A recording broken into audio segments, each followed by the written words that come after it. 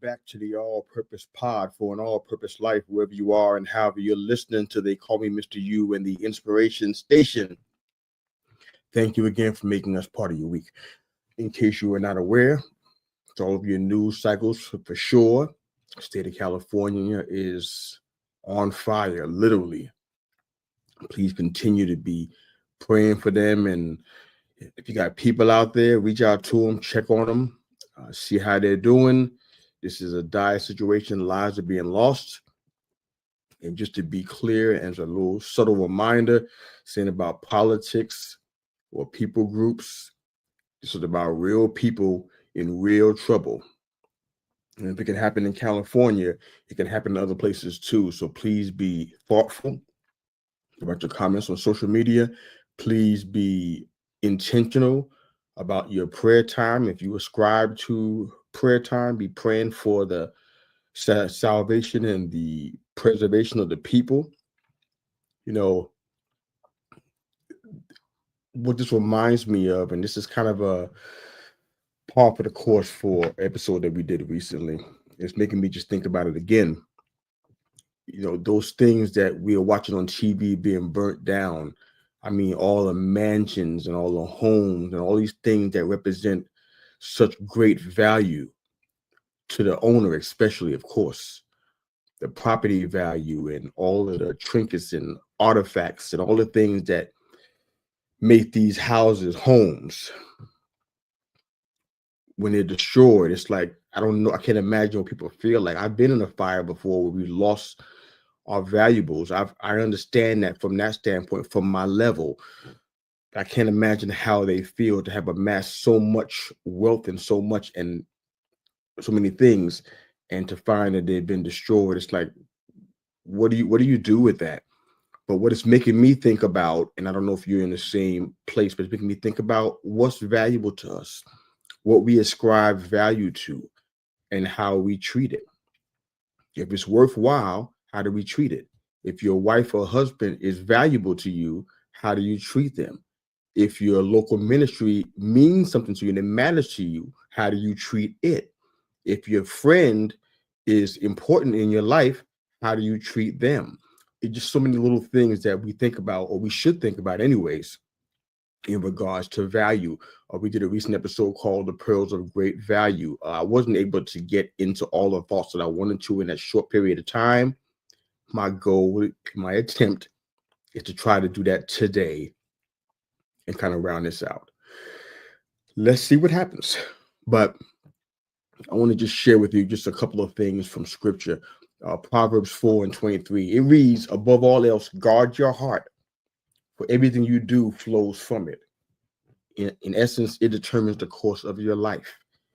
I think that's really important. When we were talking about the pearl, the granular sand that fell into the oyster shell, immediately the oyster went into protection mode and began to place a substance that sealed sand to protect it from bringing harm to the overall community, to the shell.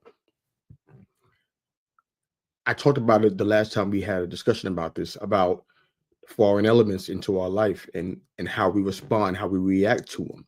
But I also made it a point to make it very clear that every foreign element in our life is not always to harm us.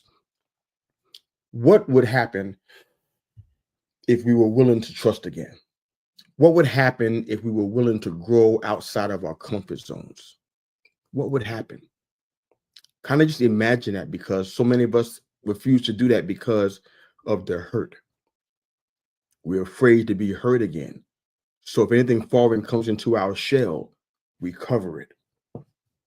We shield ourselves from it, because we don't want to be breached in that way. We don't want to be affected and impacted in a way we remember we were hurt before. We look at foreign elements like a danger to our comfort, as opposed to an opportunity to make something beautiful. And I think that goes with friendship, relationships, in every area. I love that scripture in Proverbs 4:23, because it reminds us very, very well, as a matter of fact, that we should protect our hearts. We should not put ourselves in a place where we allow certain things to come into our heart, because, like the scripture says, everything you do flows out of it. What goes into our hearts, that's what comes out.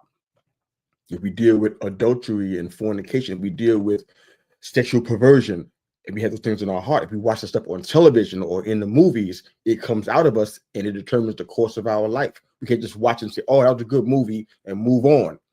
It impacts the way that we think, how we feel, how we act. It creates situations for us that could be damaging to us because we allow all that stuff to come into our hearts. We need to protect it.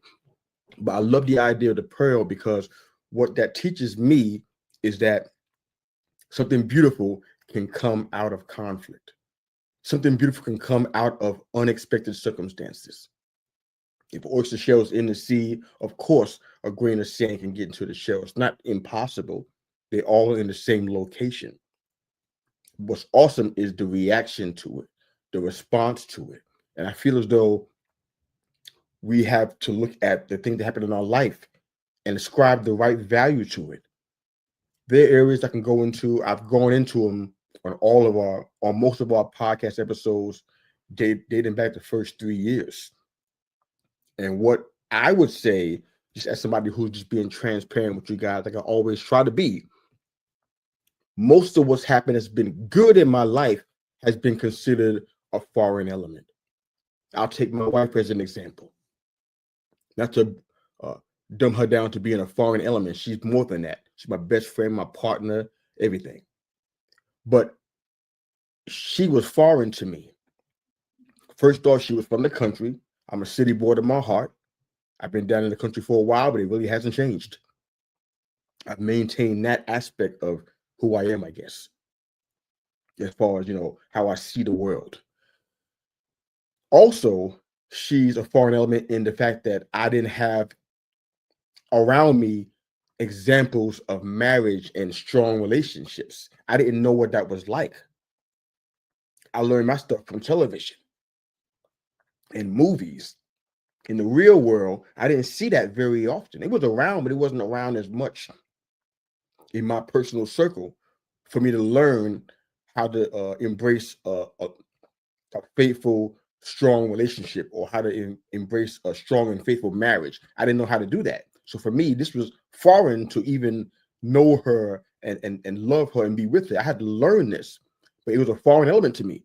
Now, if I had treated it like some of us do, when we engage with a foreign element, we push it back. We get it away from us. We protect ourselves against it because we don't want to let nobody come into our heart, into our peace, into our comfort. Had I embraced that foreign element, I wouldn't have a 29-year marriage, almost 30 years now. So every foreign element is not bad. We got to make sure that we kind of parse that out and don't put everybody in the same category. There's some foreign elements that are pearls in our life of great value. I love Matthew 13:44-45. It's an incredible parable. I want to read it to you really quickly before we close the episode out. But it says, the kingdom of heaven is like a treasure hidden in a field. When a man found it, he hid it again. And then in his joy, went and sold everything he had and bought that field, because what he had in that field was precious. So precious, he wanted to have the entire field. Verse 45 says, again, the kingdom of heaven is like a merchant looking for fine pearls. There's that word again. When he found one of great value, he went away and sold everything he had and he bought it. Listen to what's taking place right there. This is a very short parable, a couple of sentences. Look at what's happening. He found a pearl of great value and he sold everything he had and bought it. This is a great example of sacrificial love or a sacrificial act. If you find a pearl that's of great value, you do all you can to retain it, take care of it because you love it. And I go back to what I said at the start of the episode. Where's the great value in your life? Who and what has great value in your life? How do you treat it? How do you treat those that you call friends? How do you treat them? Those that you call a husband or wife, a spouse, how do you treat them? A local ministry, maybe it's a job assignment, maybe it's a business. If you love it and it's of great value to you, how do you treat it? These men that were in this parable sold everything they had because of how valuable what they had in that field was, or what they had located. They sold everything they had to obtain it. if you have in your mind a great value for someone or something, you do all you can, everything you can sacrificially that you can do to obtain that and to make that relationship stronger, to hold on to the love that's in that marriage. You do whatever it is you can do. I don't know how we got here today, but here we are. I was intending to go a whole different location. Here we are. So I'm hoping this is a blessing to somebody that's listening today. And if you have any questions or comments, by all means, please share those in the comment section wherever you're seeing this episode. And back to California real quick. All those things that got burned in these fires, they may have been valuable from a monetary standpoint, but now they're gone. Before you go and assign value to someone or something, just recognize that it should never be more valuable than God himself. It should never be more valuable than your morals and your ethics and your values, because in a moment they can be gone. We had to recognize that putting value into something is an investment. You never know what you're going to get back in return, or if you end up losing it. But you treat it while you can the best that you can. Hope that makes sense wherever you are and however you're listening to They Call Me Mr. You and the Inspiration Station.